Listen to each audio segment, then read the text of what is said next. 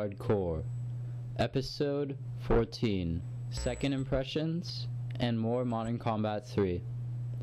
Hello everyone. Today, I'm going to be talking about my second impressions of the recent patch update for Ordering Chaos. After that, I'm going to be showing more of the boss fights in Ordering Chaos, which will take place in Naswa's prison.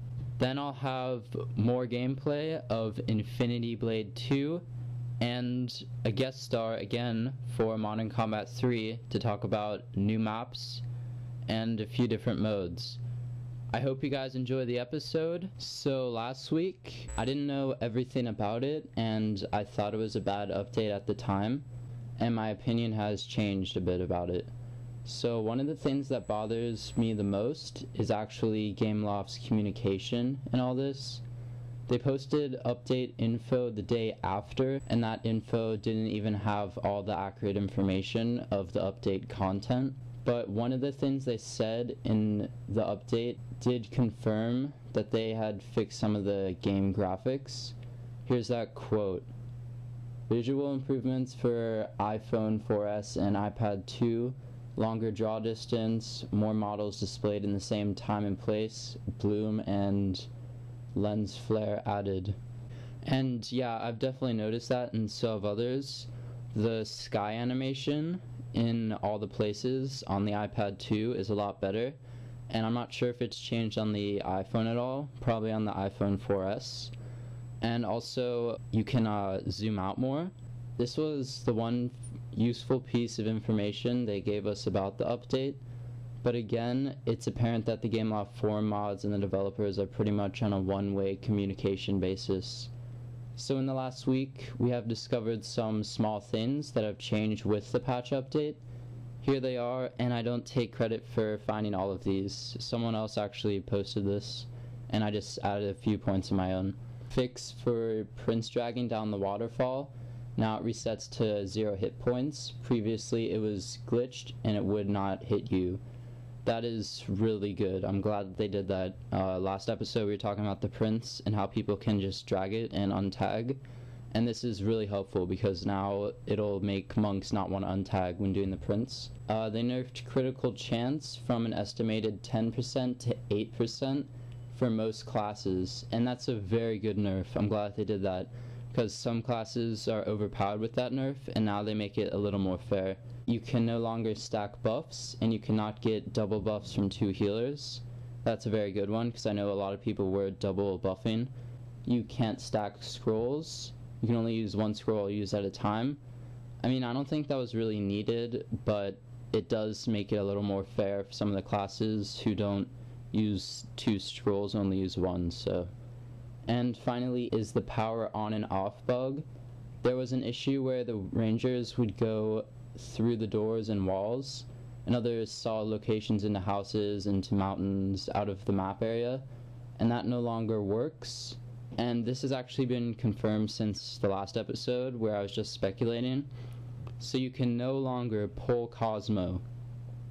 You can no longer glitch into the walls of anywhere to try to gain advantage in dungeons or whatever, especially in Vegas Square, because I know a lot of people were going into the walls of a certain guild that I'm not going to mention. Also with this update comes new nerfs. The first one is for monk nerfs. They nerfed the restore spell from 30 seconds to 15 seconds. Nerfed Tiger Strike and Mantis Cudgel for melee monks. And they also nerfed the timings for Rain of Healing, Rapid Heal, and Prayer. So that's pretty upsetting being a monk. As I've said before, Ranger definitely needs a nerf and Mage needs a nerf. But they basically made dungeons harder with these nerfs instead of making PvP more balanced. And also, as I said, you can't do boss polls anymore for Naswa's prison or Aristar's temple. But it's bad because new level 60s will have a hard time completing dungeons. And for Aristar's temple, it's a lot easier if you do the 4x4 battle before you do the dragon and rush to the dragon.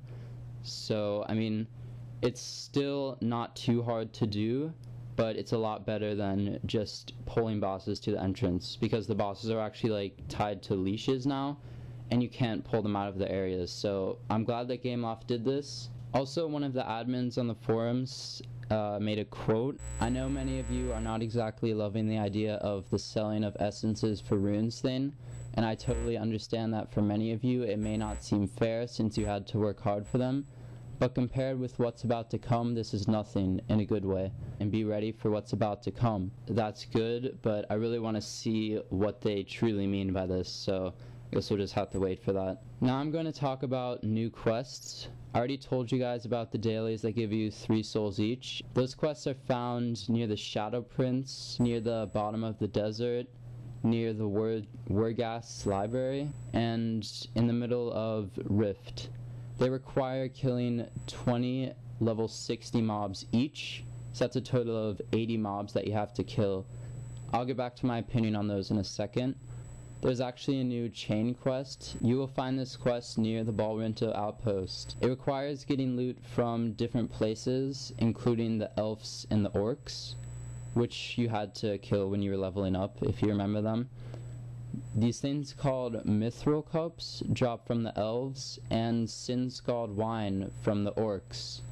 After you turn in those quests, you have to kill this level 60 called the Flame Knight. These are a sack that you can carry, and a chest, a literal chest that you can equip on your head. You can essentially get 18 souls from just doing these new dailies and the dungeon daily. The witches from the desert have actually dropped blue items and greens, and some of the other mobs have dropped other loot. I haven't seen green items or blues since Gameloft basically destroyed farming in the last few updates. I think they're trying to bring the economy back once again, but why would we even need gold is the question.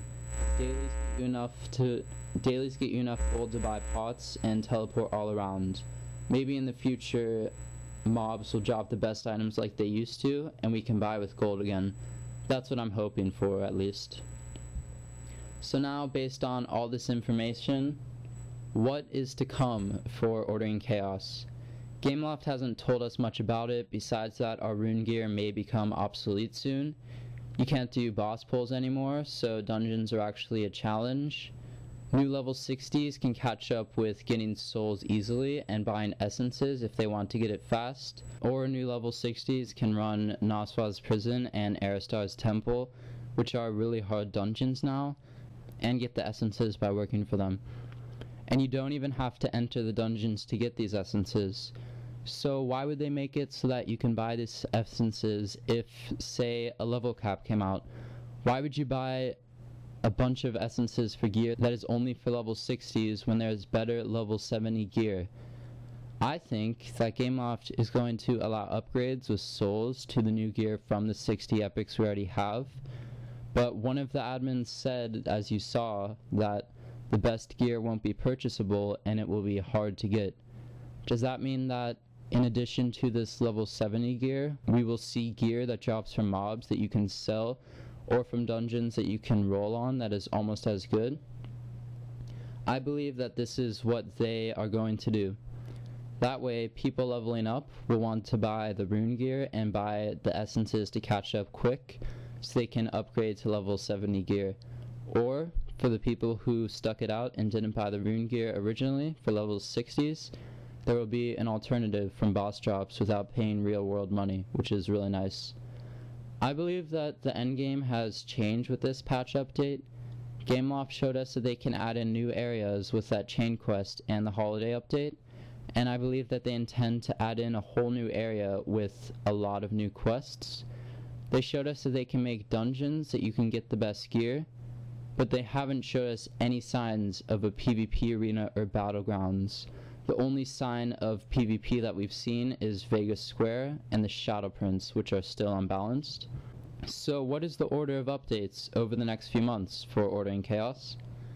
I think it's going to be a desert dungeon first, then a level cap with a new area, and a PvP arena in a few months. I have a feeling that they have barely begun work on the PvP arena, although we have asked for it countless times on the forums. And I think that the next update is already in the game, Game Off would just have to say flip a switch and send the update to Apple. Only time will tell what is to come, but for now, those are my impressions of the patch update. Alright, so actually 2 days before the patch update, I recorded some footage of KP bosses that we pulled, and this may in fact be the last footage of pulled bosses. It's lucky that I actually filmed this footage of both of the bosses. Right here, I'm showing both of the first bosses in Naswa's prison. The first one is the Executioner of Naswa, and your team just has to dodge his attacks. He does AoE damage and mostly focuses on the tank. When he does his Cyclone thing, the first time he does it, the tank will pop Guardian Stance, so it'll take less damage. And the second time he does it, the monk will have to use Prayer of Pure Faith to heal the tank when he doesn't have Guardian Stance, because that AoE does a lot of damage if you're in range of it. So you just keep going through that process until he's down. And this boss actually drops an epic, but of course we didn't get this epic. After that, we pulled the boss Ariel. This boss is probably the most annoying out of any of the dungeons. He does AoE damage, and it's really bad. You have to constantly use Ring of Healing and Prayer of Pure Faith the entire battle. He does a bleeding effect, so your whole team is going to bleed the whole battle until the very end when he casts this final spell. And right here you have to go major on the DPS until he's down, because he can do like 1,000,000 damage.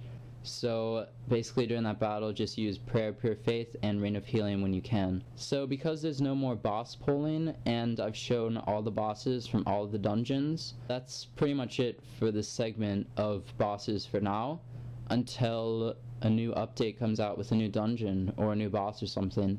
So until then, that's all the boss pulls and boss fights that I'm going to show for now for Order and Chaos. Now I'm just going to show a little bit of Infinity Blade 2 gameplay. So right here I'm facing this really big boss, and it's like the monster one. It does basically the same attacks, and it's found after you beat that second boss that I showed last episode. So right here you just have to dodge his attacks correctly, and you can't use parry or block. It takes a while to get him down because I'm up to a point where I've started at the castle so many times. I think I'm on the 11th bloodline, which is what it's called when you start over after you die. And every time you start a new bloodline, the enemies get harder, so you have to keep buying new gear, and it takes longer to take down the enemies unless you have really good armor. And my armor and weapons are pretty much equal with them. After this boss, I got to a second one, and these guys are all like basically guards, the next three. You have to kill this one and just do regular attacks. I think you get by now how to beat these bosses. And then the second one is a guard to the two different sections that you can choose, and you're gonna go straight to go to the final boss. And right there you'll find the third guard, who is more like a ninja kind of guy, and you have to try to parry with him a lot. That's the fastest way to take him down. So once you beat those three guards, you're going to get into this room. There's a epic chest there. It requires a large key and a big boss now. But that's all the Infinity Blade gameplay I have for you today, and next episode I will be showing this level 100 boss and what lies beyond. So today we're going to be doing another Modern Combat 3 segment, and I'm joined once again by rootl. And we're on the map Recon, and we're doing a team deathmatch. Before we got into this match, we were having a little trouble connecting, and it's been this way for like a few months now. Game Off still hasn't fixed the connecting glitch. I'm going on a killing streak. Wow, this guy's glitching, I think. It may have been just a glitch, because I was shooting him like 20 rounds. He didn't die. So you know about the hacking that's been going on in this game, right? You mean like when people do the things when they run fast and don't die and stuff? Yeah. Yeah. I know that Gameloft released an update for this game after a few months that it came out, and they fixed some of the hacking, but then people just started doing it again, and Gameloft has pretty much ignored us. This map has a lot of hiding places too. And all of the maps in this game are actually levels for the single player. I remember this one like at the beginning of the single player. So that one hiding spot is where you can't really see them. That's where I die a lot because they hide in the shadows, so you can't really see them until they start shooting at you. And when people die, you can pick up their guns, but a lot of the people who play this game don't have the best guns, so I tend to just use my own usually. What is it? Divide. Okay, this is Divide, and it's a pretty big map. There's different ways to get to the other side, and we're doing team deathmatch again. I think one of the most challenging modes is probably Manhunt. That's fun though. Yeah. But you have to try to basically hide from everyone for as long as you can. There we go. Payback. We're still winning. And you said that you got the nuke on this map, right? No, I got the nuke on the one we was just playing. Oh, okay. And that was on Team Deathmatch? Yeah. No, on Battle. Oh, okay. Yeah, I've gotten the nuke once too, but I was with a lot of lower levels. I mean like first person shooters, that's what I mean. Oh, well, I played Modern Combat 2 and Nova 2 and 1. Do you know what Nova is? Okay, oh yeah, I played Nova. Oh, okay. Yeah, that one's a space version. Have you ever spawned right next to someone who's about to kill you? Yep. Hate when that happens. They should really fix that. Yeah.